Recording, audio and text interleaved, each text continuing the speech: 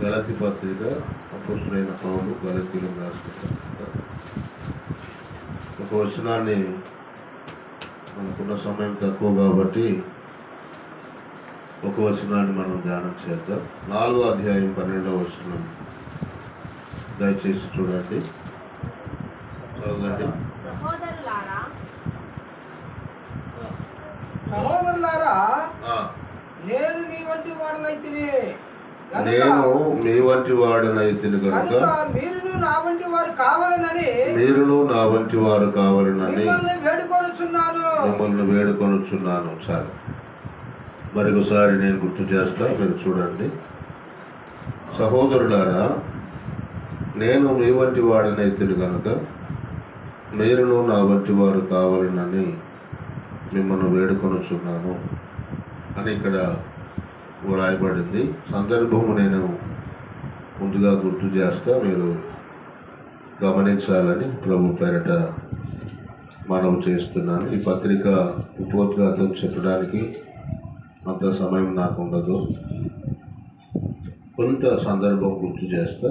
అపోస్తలుడైన పౌలు దక్షిణ గలతీ ప్రాంతంలో మరి ఆయన సువార్త ప్రకటన చేసినప్పుడు చాలా మట్టుకు దేవుడి కార్యం జరిగింది. గలతీయ, పంఫిలియా, పిసిదియా ప్రాంతంలో మరి ఆయన దాదాపు 1960 కిలోమీటర్ల దాకా ఆయన సంచారం చేసి సువార్తను ప్రకటించాడు. అక్కడ ఆయన రాళ్ళతో కూడా కొట్టి మరి చనిపోయినాడని ఆయన పారవేశారు. తిరిగి ప్రభు కృప వలన ఆయన లేచి మరలా సువార్త ప్రకటించడం జరిగింది. పంఫిలియా ప్రాంతంలో ఆయన బాగా హింసించారు. అయినా అక్కడ దేవుని మహాకృపను బట్టి ఆ ప్రాంతంలో మొదటి సువార్త దండయాత్రలో మరి గలతీయ సంఘము అక్కడ ఏర్పడినట్లుగా, ప్రభువు నమ్ముకున్నట్లుగా మనం చరిత్రలో చూస్తాం, అపోస్తల కార్యంలో చూస్తాం.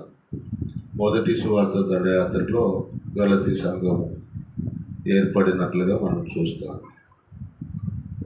కాలక్రమేణా ఏం జరిగిందంటే, కొందరు అబద్ధ బోధకులు వచ్చి మరి సంఘాన్ని తప్పుడు దోవలోకి తీసుకెళ్లారు.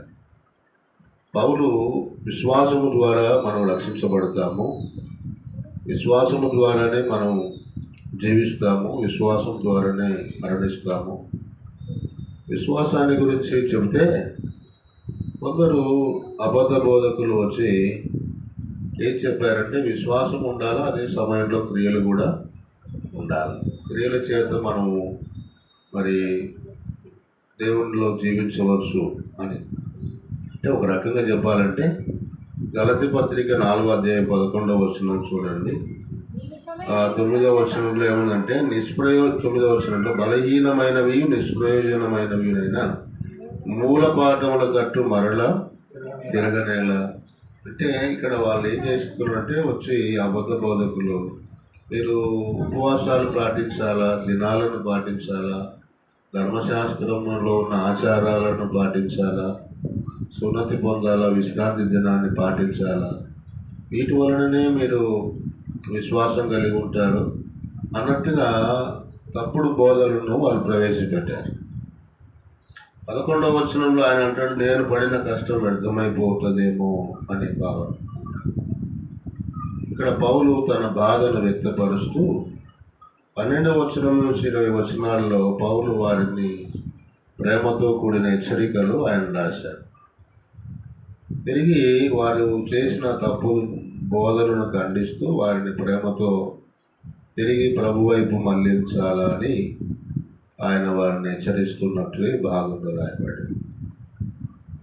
పౌలు ఇక్కడ మరి వారి పట్ల ప్రేమను కనపరుస్తూ, పౌలు చేత వారు రక్షించబడినారని, వారు నా పిల్లల భావన కలిగి, లేక ఒక కాపరి హృదయం ఎలా ఉంటుందో ఆ హృదయంతో మరి ప్రేమపూర్వకంగా వారిని హెచ్చరిస్తూ, మీరు పొందిన స్వాతంత్ర్యం నుండి వైదొలు కాకండి, మీరు పొందిన స్వాతంత్ర్యాన్ని కాపాడుకోండి అనే భావనతో ఈ వచనాన్ని ఆయన చెప్పడం జరిగింది. మీరు బాగా గమనించాలి వాక్యాన్ని. క్రియల మూలముగా కాదు రక్షణ అనేది ఇక్కడ పౌలు తేటగా చెప్పడం జరుగుతుంది. విశ్వాసము ద్వారానే మనం రక్షణ పొందగలము అని ఆ భావనను చెబుతూ ఇక్కడ 12వ వచనంలో ఏం చెప్తున్నాడంటే, మీరు చూడండి ఆ వచనంలో నేను త్వరగా కొన్ని మాటలు చెప్పేసి ముగిస్తా. నేను మీ మొదట చూడండి 12వ వచనం, సహోదరులారా. సంబోధన గమనించాలి. పౌలు సహోదరులారా అని చెబుతున్నాడు. అంటే దాని అర్థం ఏంటిది? పౌలు సహోదరులారా అని సంబోధిస్తున్నాడు. సహోదరులారా అంటే అర్థం ఏంటిదంటే యేసుక్రీస్తు రక్తములో కడగబడిన వారులారా, లేకపోతే రక్త సంబంధులారా అని దాని అర్థం. ఉదరము అంటే కడుపు, సహా ప్లస్ ఉదరము అంటే ఒక కడుపులో నుండి యేసుక్రీస్తు రక్తములో నుండి జన్మించిన వారు. సంబోధన ఎంత బాగుంటుందో చూడండి. అంటే వాళ్ళు దేవుని బిడ్డలన్న భావంతో ఆయన సంబోధన చేస్తున్నాడు. సహోదరులారా అని వాళ్ళని ద్వేషించటం లేదు. మీరు ఎట్లా తిరిగినారు అక్కడికి, మీరు ఎట్లా పోయినారు తప్పుడు బోధలేకి అని వాళ్ళని గద్దించటం లేదు, వాళ్ళని బెదిరించటం లేదు, వాళ్ళ మీద వ్యతిరేకంగా దుష్భాషలు ఆడటం లేదు. సహోదరులారా అని చెప్తూ ఏమన్నాడు 12వ వచనం ముగింపులో చూడండి, మిమ్మును వేడుకొనుచున్నాను అని చెప్పాడు. వేడుకొనుచున్నానంటే మరొక పర్యాయ పదం ఏంటిదంటే బతిమాలుకొనుచున్నాను అని. పౌలు ఎంత బాగా వారితో డీల్ చేస్తున్నాడో గమనించాలి. మనం ఈ రోజుల్లో ఏం చేస్తామంటే మనకున్న బలహీనత చెప్తా, పొరపాటున ఎవరైనా చిన్న తప్పు చేసినారని అంటే వెంటనే ప్రపంచానికి సాటి చెప్పేస్తాం. చూడండి, ప్రేమతో దగ్గర తీసుకొని ప్రేమతో చెప్పటము, లేకపోతే పలకరించటము, ఆప్యాయంగా శ్రద్ధ వహించి మాట్లాడడం వేరు. అది నిజమో కాదు అని తెలియకుండా దుష్ప్రచారం చేయటం ఈ రోజుల్లో ఎక్కువైపోయింది. చిన్న బలహీనత దొరికితే చాలు ప్రేమను పక్కబెట్టి ద్వేషాన్ని కక్కుతారు ఇప్పుడున్న ఈ క్రైస్తవ లోకంలో. కానీ పౌలు వారిని అలా ఖండించటంలే, లేకపోతే వాళ్ళు తప్పు చేసినారని గద్దించటంలే, దుష్భాషలు మాట్లాడి రకరకాలుగా వాళ్ళని హింసించడం కూడా లేదు. బతిమాలుకొనుచున్నాడని సహోదరులారా అని ఆయన చెప్తున్నట్లుగా ఈ భాగంలో మనము గమనించవచ్చు. ఇది మనం నేర్చుకోవాల్సిన పాఠం. నిజంగా ఆత్మ సంబంధులైతే, నిజంగా దేవుని బిడ్డలైతే చాలా తగ్గించుకొని ఒక వ్యక్తిని ప్రేమతో మనము ప్రభు వైపు నడిపించాల్సిన అవసరం ఉంది. ఎవరైనా తప్పిపోతే, యాకోబు పత్రికలో ఆ మాట ఉంది, ప్రేమతో ఎవరైనా తప్పిపోతే వారిని తీసుకురావాలని. కాబట్టి మనము ఈ పాఠం మనం గమనించాలా. ప్రేమతోనే ఏదైనా కూడా మరి తగ్గించుకొని అనే మాట మనం చూస్తాం. రోమీలకు రాసిన పత్రికలో 12వ అధ్యాయం 1వ వచనంలో కూడా సహోదరులారా కాబట్టి సహోదరులారా అంటాడు. కాబట్టి సహోదరులారా, మీరు పరిశుద్ధమును అనుకూలమును మీ శరీరాన్ని, అంటే వాస్తవంగా రోమీలలో ఒక తప్పుడు బోధ ఉంది. ఏంటంటే శరీరము చచ్చిపోతుంది కాబట్టి, మట్టి లేకపోతుంది కాబట్టి శరీరంతో కూడా పాపాలు చేయవచ్చు, అదేమీ నిష్ప్రయోజనమైనది శరీరం. దీంతో మనం ఎంజాయ్ చేయవచ్చు, ఆత్మ దేవుని దగ్గరికి పోయేది. కాబట్టి శరీరంతో మనం తాగవచ్చు, తినొచ్చు, వ్యభిచారం చేయవచ్చు అని తప్పుడు బోధ ఉంది. పౌలు దాన్ని ఖండిస్తూ లేదు, దేవునికి శరీరము అనుకూలము పరిశుద్ధము కాబట్టి మీ శరీరాన్ని దేవునికి సమర్పించండి అన్నాడు ఆయన. బతిమాలుకొనుచున్నాడని అక్కడ కూడా రాస్తారు. కాబట్టి మనము తప్పును సరిచేసేటప్పుడు ప్రేమతో బతిమాలుకుంటూ ఒక వ్యక్తిని సరిచేయాల్సిన అవసరం ఉంది అనేది ఈ భాగంలో మనం చూస్తాం. మన పాఠంలోకి వెళదాం. దయచేసి చూడండి 12వ వచనాన్ని కొంత వివరణ ఆలోచన చేద్దాం. నేను మీ వంటి వాడనైతిని. ఈ మాట చూద్దాం. ఇక్కడ గలతీలో ఉన్న యూదులతో పౌలు మాట్లాడితే ఏమన్నాడంటే, నేను మీ వంటి వాడనైతిని అన్నాడు. అసలు పౌలు 2 వచనాలు నేను చదివిస్తా. ఒక రకమైనటువంటి అంటే చెడు, రెండవది వాళ్ళకున్న భక్తి. ఫిలిప్పీ పత్రిక చూడండి 3వ అధ్యాయము 3-5 వచనం. 8వ దినమున సున్నతి పొంది తిని ఇశ్రాయేలు వంశపాడనై బెన్యామీను గోత్రంలో పుట్టి హెబ్రీల సంతానమై హెబ్రీయుడనై ధర్మశాస్త్ర విషయము పరిచయుడనై ఆసక్తి విషయంలో సంఘమును. ఇక్కడ తన భక్తిని గురించి పౌలు చెప్తాడు.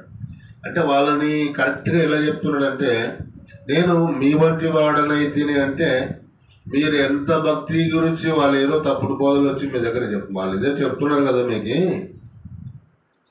ధర్మశాస్త్రాన్ని పాటించాలా, క్రియలు పాటించాలా అని చెప్తున్నారు కదా. నేను కూడా మీ వంటి వాడనే. ఏమని చెప్తున్నాడు? 8వ దినమున సున్నతి పొంది తిని ఇశ్రాయేలు వంశపాడును బెన్యామీను గోత్రంలో పుట్టి హెబ్రీల సంతానమై ధర్మశాస్త్ర విషయంలో పరిచయుడను అని. పరిచయుడు అంటే అర్థం ఏంటిదంటే ధర్మశాస్త్రము కొరకు ప్రత్యేకించుకున్న వాడను అని దాని భావం. నేను మీ వంటి వాడనైతిని అంటాడు. ఇక దాని గురించి ఒక మాట చూడండి. 1 తిమోతి పత్రిక 1వ అధ్యాయం 12వ వచనం చూడాలి. అంటే తనకున్న ఆసక్తిని గురించి చెప్తూ 1 తిమోతి పత్రిక 1:9 పూర్వము దూషకుడను హింసకుడను హానికరుడనైన నన్ను తన పరిచర్యకు నియమించి నమ్మకమైన వానిగా ఇచ్చిన ఇందుకు. చాలు, ఇక్కడ మీరు గమనించాలా.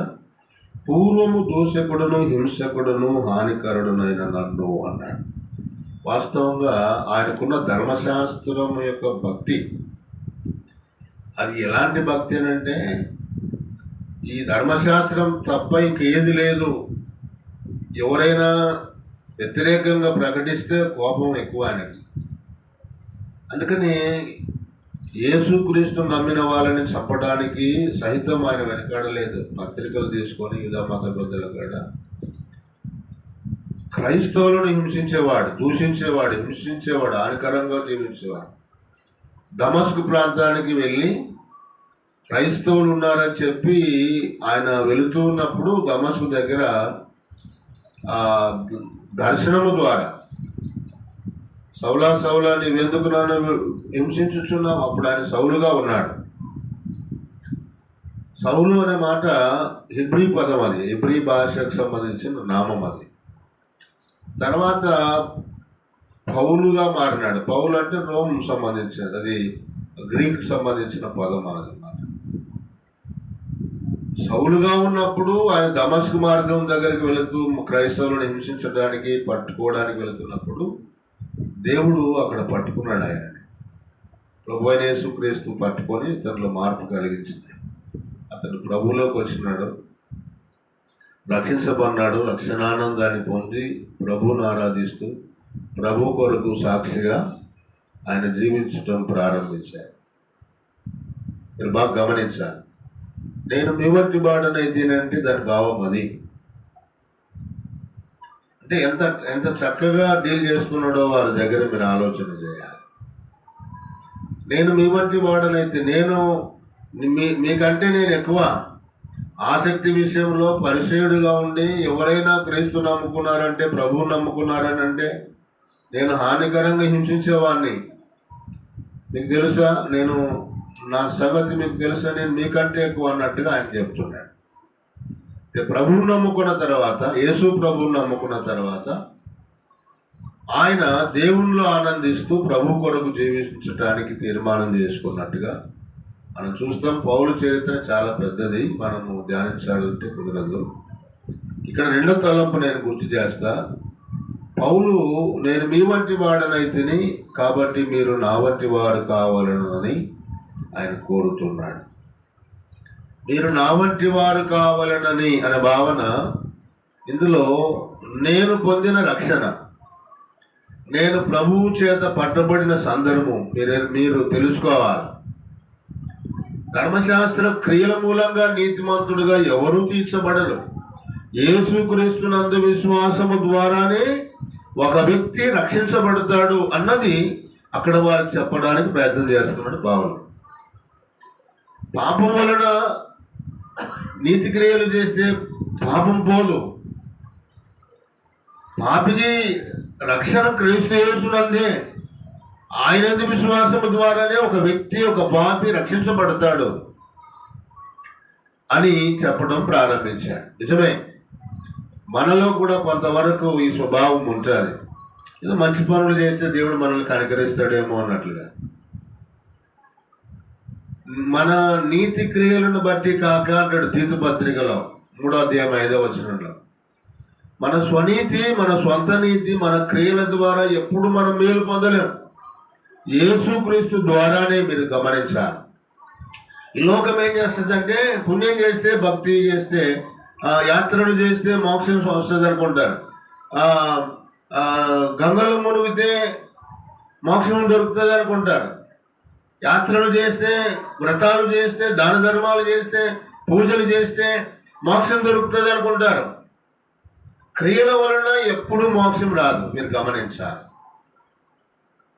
ప్రభు అయిన యేసుక్రీస్తు కలవరిలో ప్రాణమర్పించి, మరణించి, సమాధి చేయబడి తిరిగి లేచాడు. ఆ ప్రభువునందు విశ్వాసము ద్వారానే ఒక వ్యక్తి రక్షణ పొందుతాడు. ఇది మనము బాగా గమనించాలి. అలాంటి రక్షణ నేను పొందుకున్నాను. ప్రభువు నాకు దర్శనం ఇచ్చాడు. ప్రభు చేత నేను పట్టబడ్డాను. నేను మీకంటే గొప్ప హింసకుడును, కానీ ప్రభువు నన్ను పట్టుకున్నాడు.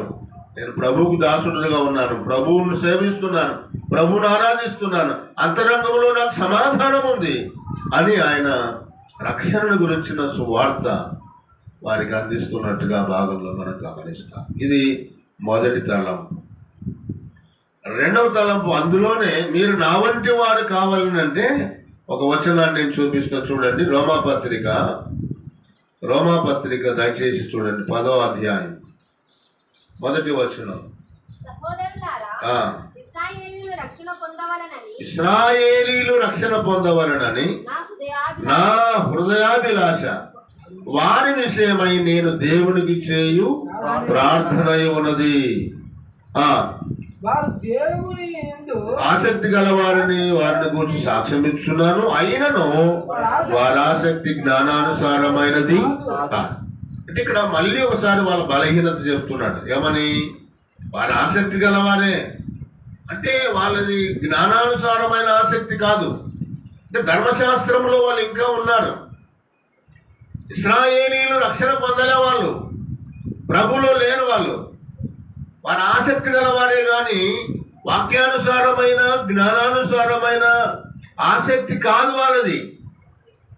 యేసు ప్రభువును వారు విశ్వసించలేదు, వారు రక్షణ పొందలేదు. కాబట్టి ఇశ్రాయేలీలు రక్షణ పొందాలని నా హృదయాభిలాష. అది నా వంటి వారు కావాలని. ఇక్కడ కూర్చున్న వాళ్ళకి ఇది ఒక పాఠం. నీ కుటుంబీకుల గురించి కానీ, నీ బంధువులను గురించిన కానీ ఆసక్తి నీకుందా? నేను ప్రభువుని నమ్ముకున్నాను, ఇప్పుడు దావీదులా చెప్పాలి, యాకోబులా చెప్పాలి, మరి తిమోతిలా చెప్పాలి. అయ్యా నేను మీ వంటి వాడిని కాబట్టి కదా, మీ ఇంట్లోనే పుట్టినాను కదా, మీలోనే జీవించినాను కదా, మీలాగా పాపం చేశాను కదా, నేను ప్రభువుని నమ్ముకున్నాను, నేను మారు మనసు పొందినాను, నేను ఆత్మశాంతి పొందుతున్నాను, రక్షించబడినాను. మీరు రక్షించబడినారా? మీకు కూడా ఆసక్తి ఉంది, కానీ అది కరెక్ట్ అయిన ఆసక్తి కాదు. మీకు భక్తి ఉంది, కానీ అది సరైన భక్తి కాదు. మీకు విశ్వాసం ఉంది, అది సరైన విశ్వాసం కాదు.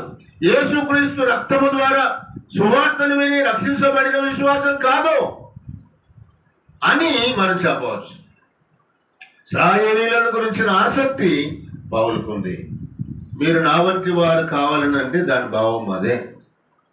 సువార్త పట్ల పౌలుకున్న భారం, సువార్త పట్ల పౌలుకున్న ఆసక్తి, వారు రక్షణ పొందాలని, ఇశ్రాయేలీయులు రక్షణ పొందాలని ఆయనకున్న ఆసక్తి. ప్రియులారా, అన్ని జనులకు కూడా ఆయన సువార్త చెప్పాడు. కాబట్టి మీరు నా వంటి వారు కావాలని నేను భావన అది ఒకటి. తర్వాత 9వ అధ్యాయం కూడా చూడండి. 9వ అధ్యాయము అదే రోమపత్రికలోనే 1వ వచనం. నాకు బహు దుఃఖమును నా హృదయములో మానని వేదనయు కలగు. క్రీస్తునందు నిజమే చెప్పుచున్నాను, అబద్ధమాడలేదు. పరిశుద్ధాత్మ యందు నా మనసాక్షి నాతో కూడా సాక్ష్యం ఇచ్చుతున్నది. సాధ్యమైన ఎడల దేహ సంబంధులైన నా సహోదరుల కొరకు నేను క్రీస్తు నా సహోదరుల కొరకు అనే మాట చూడండి. అంటే పౌలుకు తన సహోదరుల కొరకు ఏముందంట? బహు దుఃఖమును, నా హృదయములో వేదన. ఈ మాట మీరు మనసులో పడాలి. నా సహోదరుల కొరకు దుఃఖం ఉంది, నాకు బహువేదన ఉంది. నిజంగా పౌలు లాంటి మనసు, పౌలు లాంటి ఉద్దేశం మనకుంటే ఆత్మలు రక్షించబడతాయి. మన కుటుంబీకులు మన సొంత రక్త బంధువులు రక్షించబడతారు. వేదన ఉంది అంటాడు, బాధ ఉంది అంటాడు, దుఃఖం ఉంది అంటాడు. నా సహోదరుల కొరకు నేను ఇలాంటి బాధ అనుభవిస్తున్నాను అంటాడు. అంటే వారి పట్ల ఆయనకున్న ఆవేదన, ఆసక్తిని ఆయన చెప్తున్నాడు. ఆత్మల పట్ల భారము, ఆత్మల పట్ల ఆసక్తి, తృష్ణ, తీవ్రత మనకు ఎంత ఉందో అనేది ఇక్కడ ఆలోచన. మనం ఎట్లా ఉన్నామంటే, నేను విమర్శించటం లేదు, కానీ నిజంగా మనలో పరిశుద్ధాత్ముడు ఉంటే కనీసము వారి కోసం ప్రార్థన అయినా చేస్తాం. నిజంగా దేవుని ఆత్మ మనలో ఉంటే కొంత వేదన, దుఃఖము కలిగి మనం చేయలేకపోయినా చేసేవారి కొరకన్నా సహకరిస్తాం. చూడండి, అది మనం పరిశుద్ధాత్ముడు మనలో ఉండని అని తెలుసా? ఎథెన్స్ పట్టణాన్ని చూస్తే పౌలు పరితాపం పట్టలేకపోయినాడు అంటాడు. మీరు చూడండి, మహాకుంభవేళ టీవీలో చూస్తున్నప్పుడు నిజంగా నా మట్టుగా అయితే చాలా బాగుంది. ఎన్నో లక్షల మంది అక్కడ, వాళ్ళంతా తినకుండానే వారి గురించిన ప్రార్థన, కనీసం వాళ్ళకి సువార్త చెప్పలేకపోయినా, కనీసం ఆ చిత్రం చూసినప్పుడైనా కనీసం కళ్ళు మూసుకొని, ప్రభువా ఇంతమంది నాశనానికి అగ్నిగుండానికి ఈ చిత్తమైతే వారిని రక్షించని వేదన మనలో కలగాలి కదా, భారం మనలో కలగాలి కదా. కొన్నిసార్లు ఇవి మనకు ఎందుకు చూపిస్తాడంటే, సేవకులముగా మనలో ఎంత దుఃఖం ఉందో, బాధ ఉందో మనకు అర్థం కావడానికి. ఎవరో చేస్తారులే, ఏమో చేస్తారు, మనకేం పట్టింది ఇది అని అనుకుంటే మనం రక్షించబడినామా లేదా అని అనుమానం వస్తుంది. బాగా గమనించాలి. అంటే యేసుక్రీస్తు రక్తము లోకానికి ఎంతో అవసరం. యేసుక్రీస్తు రక్షణ ప్రపంచానికి ఎంతో అవసరం. మీరు నా వంటి వారు కావాలి. నాకున్న బాధ మీరు గమనించాలి, నాకున్న వేదన మీరు గమనించాలి, వారి రక్షణ గురించి నేను పడే పరితాపం మీరు గమనించాలా. పౌలుకున్న భారాన్ని మీరు చూడండి. నేను దీని మీద చాలా రెఫరెన్స్లు కోట్ చేయగలను, కానీ మన సమయం చాలా తక్కువ కాబట్టి నేను ముగింపులోకి వస్తాను. దయచేసి చూడండి. కాబట్టి ఒక కోణములో నేను ఒక విధంగా పూర్వం నేను హింసకుడును, మరి హానికరుడను, ధర్మశాస్త్ర విషయంలో పరిచయుడను, కానీ కీడు చేసే వ్యక్తి నేను రక్షణ పొందినాను. ప్రభు నన్ను పట్టుకున్నాడు, నాకు ఆత్మశాంతి, ఆత్మరక్షణ ఇచ్చినాడు. మీరు కూడా మారు మనసు పొందండి అన్న ఒక కోణం చెప్పాడు. రెండవది, తనకున్న వేదన, ఇశ్రాయేలీయులు రక్షణ పొందాలా, నా సహోదరులు రక్షణ పొందాలన్న ఆత్మల విషయమైన భారము, సువార్త భారాన్ని ఆయన వ్యక్తపరిచాడు. రోమాపత్రిక 1:14-15 వచనాలు మీరు చదివితే తీయకండి. అక్కడ ఒక మాట, రోములో ఉన్న మీకు సువార్త ప్రకటించడానికి నేను సిద్ధంగా ఉన్నాను అంటాడు. నేను మీకోసం రుణపడి ఉన్నాను అని అంటాడు. చూడండి, అంటే ఎల్లప్పుడూ సువార్త పట్ల ఆయనకు భారం ఉంది, ఆసక్తి ఉంది. ప్రభువుకు నేను రుణస్తులను, ఆయన నాకు ఇచ్చిన రక్షణకు నేను ఆయనకి ఏమిచ్చినా రుణం తీర్చుకోలేను. నా జీవిత కాలమంతా కూడా సేవ చేసిన ఆయన రుణం తీర్చుకోలేనన్న భావాన్ని అక్కడ వ్యక్తపరిచిన. సువార్తలో శక్తి ఉంది రక్షణ కలగజేయుటకు. అది యూదులు కానీ గ్రీసు దేశస్తులు కానీ, సువార్తలో శక్తి ఉంది రక్షణ కలగజేయుటకు అనే భావం అక్కడ రాయబడింది. ముగింపులోకి వస్తాను. నేను ఏమన్నాడంటే అక్కడ 1 కొరింథీ పత్రిక 9వ అధ్యాయంలో, సువార్త ప్రకటించవలసిన భారము నా మీద మోపబడి ఉన్నది. అయ్యో, సువార్త ప్రకటించకపోతే నాకు శ్రమ అని చెప్తాడు. కాబట్టి మనలో కొంతైనా కొంత స్పర్శ రావాలి, వేదన రావాలి, ఆత్మల కొరకు భారం రావాలి. లేదంటే మనము దేవుని తీర్పులో మనం లెక్క చెప్పాల్సింది వస్తుంది. దేవుని సన్నిధిలో తీర్పులో నిలబడాల్సింది వస్తుంది. ఒక మాట ఉంది, దేహముతో జరిగించినవి మంచివైనను సరే అంటే నీతి కోసం హింసించబడడం, ప్రభు కొరకు ప్రార్థనలు గడపటం, వాక్య ధ్యానంలో గడపటం, ఇతరులకు సహాయపడటం, సేవలో నీ శరీరాన్ని ఖర్చు పెట్టడం, డబ్బును ఖర్చు పెట్టడం, నీ దేహముతో నీ నాలుకతో నీతి వచనాలు పలకటం, మంచి పదాలు పలకటం, దయాగుణము, సాత్వికము, ప్రేమ, ఈ దేహంతో అన్ని పరిశుద్ధమైనవి. అవి మంచివైనను సరే చెడ్డవైనను. ప్రభు నమ్ముకొని చీకటి కార్యాలు, ఎవరు లేనప్పుడు పాపాలు, రకరకాలైన దోషాలు, కల్మషం పెట్టుకొని పాపాలు చేసేటి, కక్ష, ద్వేషం, మరి పగ, ఇవన్నీ పెట్టుకొని క్రైస్తవ లోకములో మనం జీవిస్తే రేపొద్దున ఖచ్చితంగా మంచివైనను సరే చెడ్డవైనను సరే క్రీస్తు న్యాయపీఠము దగ్గర మనం దేవునికి లెక్క చెప్పాలి. బహుమానాల సందర్భం అది. అనేకుల ముందు మనము లెక్క చెప్పాలా, లేకపోతే అవమానం. ఏం చేసినావు భూమి మీద నువ్వు నా కోసం అని అడిగితే ఏం చెప్తాం మనము? మనకున్న ఆయుష్కాలం అంతా. కాబట్టి అది గుర్తుపెట్టుకోవాలా. ఆ మాట నేను ఒక మాట చదువుతూ చూడండి. మీరు 2వ కొరింథీ పత్రిక 5వ అధ్యాయంలో పౌలుకున్న మాట, అదొక పదం నేను చదవాలని ఆశ.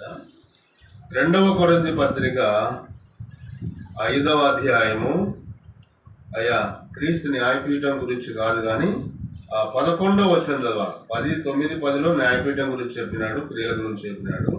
11వ వచనం చూడండి. కావున మేము ప్రభు విషయమై భయము నెరిగి, అంటే ఇక్కడ పౌలు ఏమన్నాడంటే భయము నెరిగి, అంటే ఏ భయము నెరిగి చెప్తున్నాడు? మనుషులను ప్రేరేపిస్తున్నాడు.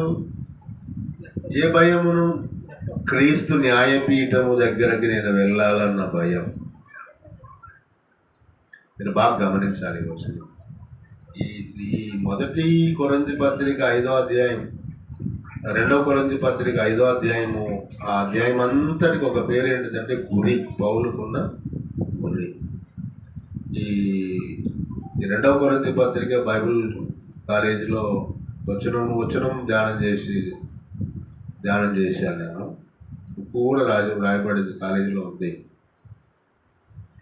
ఇక్కడ పౌలు ఏమంటాడంటే, నేను పైన క్రీస్తు న్యాయపీఠం ఉంది, అక్కడ నేను దేవుని దగ్గర సముఖంలో వెలుగులో నిలబడాలా, నా గురించి టోటల్గా నేను అక్కడ చెప్పాలన్న భయము నెరిగి వాళ్ళని ప్రేరేపిస్తున్నాడని చెప్తాను. ఇక్కడ ఈ మాట ఒక్కటి మన మనసులో పడితే చాలు. నా భయము నెరిగి నేను దేవుని సముఖంలో చెప్పాలా, నిలబడాలన్న భయం కలిగితే నీకు కూడా దుఃఖం వస్తుంది, వేదన వస్తుంది, సేవ ప్రేరేపణ పడుతుంది. ఇప్పుడు ఎవరైనా టీచర్లు పిల్లలకి హోంవర్క్ చేయకపోతే వాళ్ళకి ఎంత భయం ఉంటుంది. ఉద్యోగస్తుడు సరిగా ఉద్యోగం చేయకపోతే, రెగ్యులర్గా డ్యూటీకి పోకపోతే వాళ్ళకి ఎంత భయం ఉంటుందో, జీతం వస్తుందో లేదా. ఒక సేవకుడు, ఒక విశ్వాసి ప్రభు దగ్గరికి పోతే నేను ఏం లెక్క చెప్పాలన్న భయం కలిగితే ఖచ్చితంగా దేవుని పనిలో ఏదో ఒక రకంగా సువార్త ప్రకటించాలనే కాదు, సువార్తలో ఎన్నో రకాలైన సేవలు ఉన్నాయి. దాంట్లో ఏదో ఒక దాంట్లో మనం పాలిభాగస్తులం కావాలి. పౌలు అంటాడు, మొదటి దినం నుండి ప్రభువు దినం వరకు మీరు నాతో పాలివారై ఉన్నారంటాడు. ఫిలిప్పీ పత్రికలు 1వ అధ్యాయం 3వ వచనం. ఎన్నో రకాలుగా మనము పార్ట్నర్షిప్ చేయొచ్చు దేవుని సేవలో. ఇది మనం గమనించాలి. నేను మీ వంటి వాడనైతేనే మీరు నా వంటి వారు కావాలి. ఇది 2 తలంపులు నేను చెప్పాను. 2వ కోణము మోసే గురించి చెప్తాను. టైం చూద్దాం, 10 నిమిషాలు ఉంది. మోసే ఆ కాలమందు పుట్టాను అంటాడు. అపోస్తలుల కార్యముల గ్రంథము 7వ అధ్యాయం స్టెఫెను ప్రసంగంలో మోసే ఆ కాలమందు పుట్టాను అంటాడు. ఏ కాలమందు పుట్టినాడు? వానకాలమా, వర్షకాలమా, ఎండాకాలమా? ఆ కాలం అంటే ఈ ఋతువుల కాలాలు కాదు. ఆ కాలము అంటే మరణమేలుతున్న కాలం, అది దాని భావం. అంటే ఫరో 2 సంవత్సరాల మగపిల్లలందరినీ, ఎబ్రీ పిల్లలందరినీ చంపేస్తున్న కాలంలో మోసే కూడా పుట్టినాడు, అది దాని భావం. ఆ కాలం మందు పుట్టాను అంటే మోసే ఎలాగోలాగో పుట్టాడు. దేవుడు తన చిత్త ప్రకారంగా ఐగుప్తులోనికే పంపించాడు. 40 సంవత్సరాలు సకల విద్యలను, సకల శాస్త్రాలను నేర్చుకున్నాడు. ఇదంతా మనకు తెలిసిన విషయమే. అయితే ఒక మాట ఉంది, తన సహోదరులను చూడవలనన్న బుద్ధి కలిగను అంటాడు. మోసే పెద్దవాడైన తర్వాత తన సహోదరులను చూడవలనన్న బుద్ధి కలిగను అంటాడు. మీరు చూడండి, దేవుని ప్రణాళికలో మోసే ఉన్నాడు. ఐగుప్తులో నేర్చుకున్న విద్యను గాక ఆయన సాత్వికం ఐగుప్తులో నేర్చుకోలే, దీనత్వము అక్కడ నేర్చుకోలే, సకల విద్యలు వైభోగాలు అనుభవించాడు అక్కడ. అయితే దేవుని సేవకు కావాల్సింది సాత్వికము, తగ్గింపు, ఇవన్నీ కావాలి. కాబట్టి మరలా నాకు విద్యానారణ్యంలో ఒక 40 సంవత్సరాలు తరబేతి తీసుకున్నాను. 40 సంవత్సరాలు ఐగుప్తులో రాజరికంలో తరబేతి పొందితే విద్యానారణ్యంలో మరొక 40 సంవత్సరాలు, 80 సంవత్సరాలు తరబేతి పొంది మరలా 40 సంవత్సరాలు ఇశ్రాయేలు నడిపించడానికి ఆయన కోరుకున్నాడు. మనం ఎంత తరబేతి పొందుతున్నాం దేవుని సేవలో?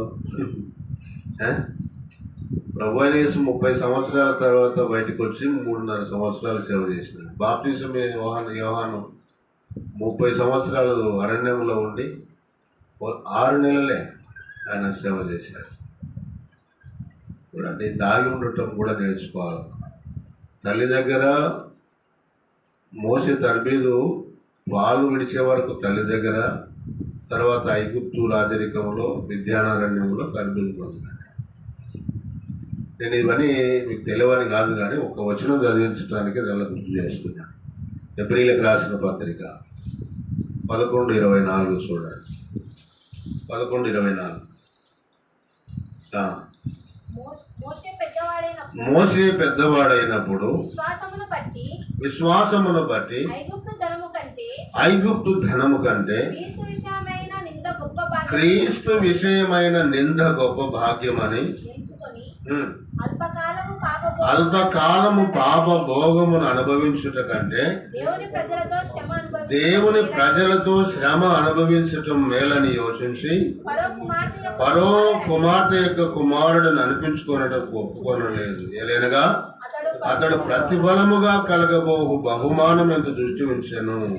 విశ్వాసమును బట్టి అదృశ్యుడైన వారిని చూచున్నట్టు స్థిరబుద్ధి గలవాడై రాజాగ్రహమునకు భయపడక ఐగుప్తును. ఇక్కడ చాలా సంగతులు మోసేని గురించి పరిశుద్ధాత్ముడు రాశాడు. మోసే పెద్దవాడైన తర్వాత అక్కడ మనం ఎక్కడ స్టాప్ చేసినామంటే తన సహోదరులను చూడవలనన్న బుద్ధి కలిగను. ఆయన మోసే పెద్దవాడైన తర్వాత ఏమి ఆయనకు భారం వచ్చిందంటే ఎలాగైనా ఇశ్రాయేలు ప్రజలను ఐగుప్తు బానిసత్వం నుంచి బయటికి తీసుకురావాలి. ఐగుప్తులో ఉన్నప్పుడు ఫరో కుమార్తె, నాయన నువ్వు నన్ను తల్లిగా అంగీకరించు, ఈ సింహాసనం నీకే ఇస్తాను. చూడండి, నన్ను అమ్మాని నువ్వు పిలిస్తే, లేక అమ్మగా నన్ను అంగీకరిస్తే మా తండ్రి తర్వాత సింహాసనం నీదే, ప్రపంచాన్ని నువ్వు పరిపాలించవచ్చు సింహాసనం. ఈ ఐగుప్తు ధనమంతా నీదే. మూడవది ఐగుప్తు పాపభోగం అన్నాడు. పాపభోగం అంటే స్త్రీలు, కన్యకలు. ఈ ఐగుప్తు పాపభోగము నీదే, ఐగుప్తు ధనము నీదే, ఐగుప్తు సింహాసనము. ఒకవేళ మనం ముందు పెడితే దీన్ని వదిలిపెడతామా? ఏంటి మతన? ఐగుప్తు సింహాసనం, అధికారము. ఇప్పుడు అధికారం కోసం తహతహలాడుతున్నారు. చరిత్రలో ఇవే జరుగుతాయి ఎక్కువ. ఎట్లయినా తండ్రిని చంపి సింహాసనం. ఇప్పుడు ఎందుకు అబ్షాలోం చరిత్ర చదవండి. దావీదుని దించేసి తనంతలకు తాను 200 మందిని కుప్ప చేసుకొని అహీతోపెలుని వెంట పెట్టుకొని ఆ బూర ఊదించుకున్నాడు. అబ్షాలోము రాజయ్యాడహో అని. చూడు, నా దెబ్బకు నా కొడుకు నన్ను చంపుతాడేమో అని ఆయన అరణ్యం పాలైనాడు. అధికారం కోసం ఈ రోజుల్లో రాజ్యాల కోసం చంపుకుంటున్నాడు. ధనం కోసం లేని పాపము లేదు, చెయ్యని పాపము లేదు. కానీ స్త్రీలు పాపభోగం, ఈ స్త్రీల కొరకు కూడా రాజ్యాలు పోగొట్టుకున్న వాళ్ళు చాలా చరిత్ర, ప్రపంచ చరిత్ర. కానీ మోసే చూడండి, ఈ 3 వద్దని నో చెప్పేశాడు. క్రీస్తు ప్రజలతో శ్రమ అనుభవించటము మేలని యోచించి మరో యొక్క కుమార్తె కుమారుడని అనిపించుకోవడానికి ఒప్పుకొనలేదు. స్థిర బుద్ధి అంటే అదే చూడండి. ఆత్మల పట్ల భారం అంటే అదే. సేవ పట్ల భారం అంటే అదే. సేవకుల్లో తలదించుకునే పరిమాణాలు చాలా ఉన్నాయి ఈ రోజుల్లో. కాబట్టి నిజమైన దేవుని చేత పిలువబడిన దైవజనులు వారి విశేషమైన స్థితిలో వారు ప్రత్యేకంగా ఉంటారు. సేవ ఎన్నో కొన్నాళ్ళు చేయవచ్చు. అయితే దేవుని చేత పిలువబడి, దేవుని చేత అభిషేకించబడి, ఆత్మ చేత, వాక్యం చేత నడిపించబడే దైవజనులు వారు ప్రజలకు, సంఘాలకు, ఆత్మల రక్షణకు ఉపయోగపడతారు. భవిష్యత్తులో అనేక శ్రమలు అనుభవిస్తారు, అనేక బాధలు అనుభవిస్తారు. మోసే కూడా అలాంటి శ్రమలు అనుభవించాడు. మోసేను మీరు సంఖ్యాకాండం చదవండి, ఆయన మీద ఎంత విరోధము, అనసహోదరులే. ఇలాంటి శ్రమల గుండా క్రీస్తు ప్రజలతో, ఇశ్రాయేలు ప్రజలతో, దేవుని ఇల్లు అన్నాడు. దేవుని ఇల్లు అంటే ఇశ్రాయేలు ప్రజలు. ఆ ప్రజలతో ఆయన ఎంత శ్రమ అనుభవించాడో ఆత్మల కొరకు చూడాలి. కాబట్టి మోసే లాంటి భారము మనకుందా, తీవ్రత, ఆత్మల రక్షణ తీవ్రత మనకు అదే భావంలో. తర్వాత రాహాబు తన కుటుంబాన్ని రక్షించుకోవడానికి ఆమె కూడా చాలా ప్రయత్నం చేసింది. సమరయ స్త్రీ కూడా నేను చేసినవన్నీ నాతో చెప్పిన ప్రభువును చూడండి అని గ్రామాలకు వెళ్ళి సువార్త చెప్పింది. ఆయన ఇవన్నీ భారాల గురించి చెప్తున్నాను. నేను మీ వంటి వాడనైతే మీరు నా వంటి వారు కావు. పౌలుకున్న భారము, వేదన మనం ఆలోచన చేస్తాం. చివరికి ఒక మాట చెప్పి ముగిసిన. ఫిలిప్పీ పత్రికలో 2వ అధ్యాయంలో ప్రభు అయిన యేసుక్రీస్తుని గురించి, ఆయన దేవుని యొక్క మహిమను విడిచి దేవునితో సమానముగా ఉండుట విడిచిపెట్టకూడని భాగ్యమని ఎంచుకొనక తనను తాను తగ్గించుకొని భూలోకానికి మానవునిగా వచ్చాడు. చూడండి, సింహాసనాన్ని వదులుకొని, మహిమను వదులుకొని భూలోకానికి కన్యక గర్భంలోని దిగి భూలోకంలోనికి వచ్చి పశువుల తొట్టిలో పరుండబెట్టబడి, చూడండి, ఆయన దేవుడు మానవుడిగా మానవుల కొరకు ఎన్ని శ్రమలు అనుభవించాడు. ఇది మనం వర్ణించలేము ప్రభు యొక్క సేవా భారాన్ని గురించి. 12 సంవత్సరాల వయసులోనే ఆయనకున్న భారం ఏంటి తెలుసా? నేను నా తండ్రి పనుల మీద ఉండవాలని మీరు చూడండి. ఆ భావాన్ని మన హృదయంలో కలిగి ఉండగలిగితే కానీ చాలా సంతోషం. అంటే ఇక్కడ నేను ముగిస్తా, టైం అయింది. మీరు నా వంటి వారు కావాలన్నది. వాస్తవంగా ఈ గలతీయులు పౌలు అంటే ప్రేమ లేదని కాదు, పౌలు పట్ల ఆయన వారికి ద్వేషమేమి లేదు. నేను 15వ వచనం కానీ చదివితే పౌలు కొరకు వారి కళ్ళు ఉడబెరికి ఇస్తామన్నంత ప్రేమ చూపిస్తారు వాళ్ళు. కానీ చెరపట్టే వాళ్ళు, తప్పుదోవ నడిపించే వాళ్ళు ఈ రోజుల్లో ఉన్నారు, ఆ రోజుల్లో కూడా ఉన్నారు. ఒక సిస్టానికి మనం ఫాలో కావాలి. ఎటు పడితే అటు పోతే అది క్రమమైన విశ్వాసము. గాలికి ఎగురుగొట్టు పుట్టువలే ఒక మాట ఉంది. మీరు 4వ అధ్యాయం ఎఫెసీ పత్రిక చదువుతారా? 15వ వచనం. ఎవరైనా చదువుతారా? నేను స్థిరత కొరకు ఒక మాట చెప్పి ప్రార్థన చేస్తా. ప్రేమ కలిగి నా 14 వచ్చిన చూడమ్మా. అందువలన మనమిక మీదట పసిపిల్లలమై ఉండి. పసిపిల్లలమై ఉండంటే దాని అర్థం ఏంటిదంటే ఇంకా మనం ఎదగవలసినంత ఎదగకుండా, పరిపక్వత చెందవలసినంతగా చెందకుండా, వయసు మన శరీర సంబంధమైన వయసు పెరుగుతుంది కానీ బుద్ధి పెరగడంలే, విశ్వాసం పెరగడంలే, వాక్యంలో పెరగడంలే. ఇంకా పసిపిల్లలుగానే ఉంటే ఏం జరుగుతుందంట చూడండి.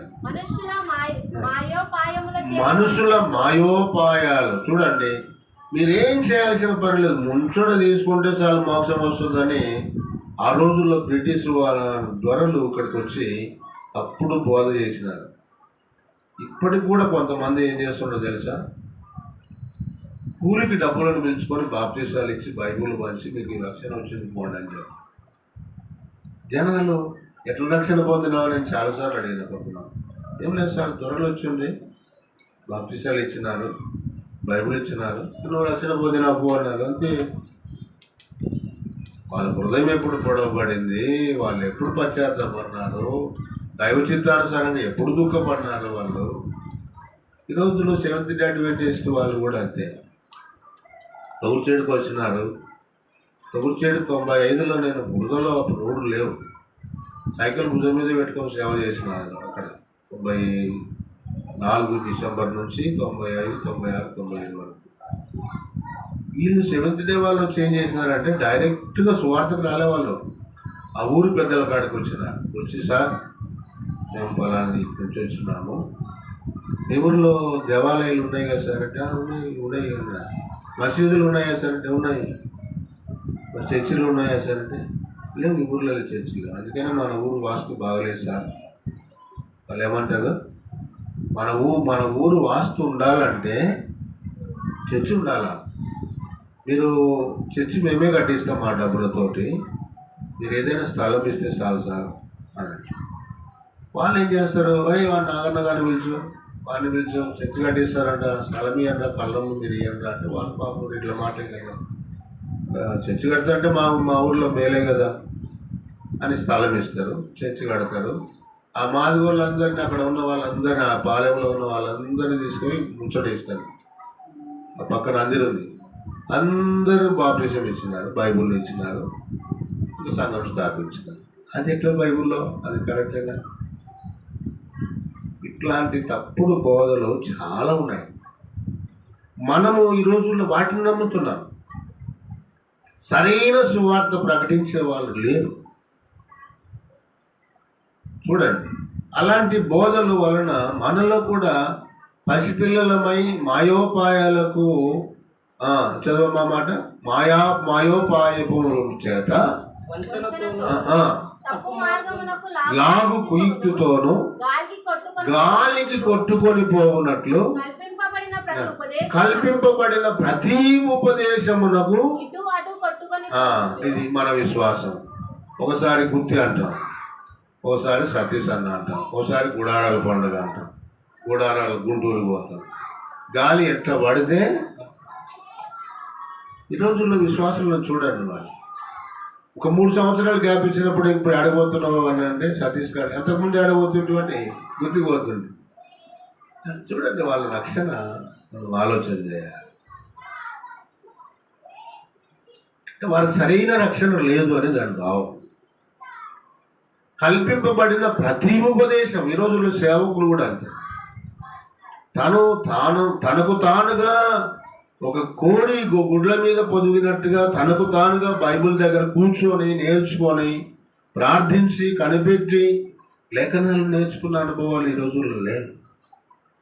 ఎవరో చెప్పిన మాటలు తీసుకొని, ఎవరో చెప్పిన సంగతులు ధ్యానం చేసి అది చలమని కల్పింపబడిన ఉపదేశాలు. వీళ్ళ అందుకనే దేవుడి సేవ ప్రబలనం కంటే కూడా అవమానం ఎక్కువగా ఉంటుంది ఈ రోజుల్లో. స్థిరత లేదు, స్థిర బుద్ధి లేదు మోసేలాగా. సమయం అయింది కాబట్టి ఈ 12వ వచనంలో చాలా విషయాలు ఉన్నాయి మనం ధ్యానం చేయడానికి. గలతీ పత్రికలో నేను మీ వంటి వాడనైతిని, మీరు నా వంటి వారు కావాలని పౌరుల యొక్క ఆశ. అలాంటి భారము మనందరికీ ప్రభు దయచేయాలి. ప్రార్థన చేద్దాం. తరలించండి, కళ్ళు మూసుకోండి.